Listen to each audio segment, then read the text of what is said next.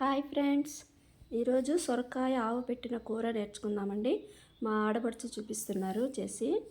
వాటి పసుపు, ఉప్పు, కారము, ధనియాలు, జీలకర్ర, పచ్చి ధనియాలు తీసుకుంటే బాగుంటుందండి. ఆవాలు, స్టవ్ వెలిగించుకొని బాండ్లు పెట్టుకొని కొంచెం ఆయిల్ వేసుకోవాలండి. ఆయిల్ వేసుకున్నాక ఆవాలు వేసుకోవాలి. ఆవాల తర్వాత 2 ఎండుమిరపకాయలు వేసుకోవాలండి. మేము స్టవ్ ఆన్ చేయడం మర్చిపోయినాం ఫస్ట్, అందుకే ఆయిల్ హీట్ కాలేదండి.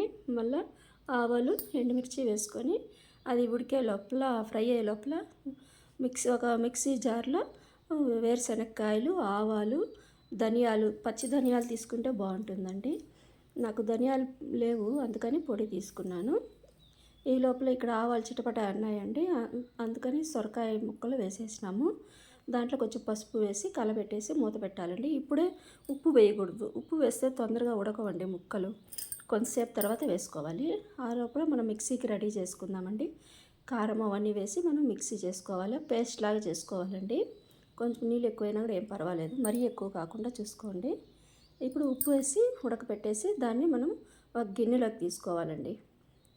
గిన్నెలోకి తోడుకున్నాక మాకు తీసుకున్న చింతపండు గుజ్జు దాంట్లో కలిపేసి పేస్ట్ చేసుకున్నాం కదండి, అదంతా దాంట్లో కూడా కలిపేయాలండి. ఇట్లా కలిపేసిన తర్వాత దాంట్లో మనము కావాల్సిన కరివేపాకు, కొత్తిమీర అవి వేసుకోవాలండి.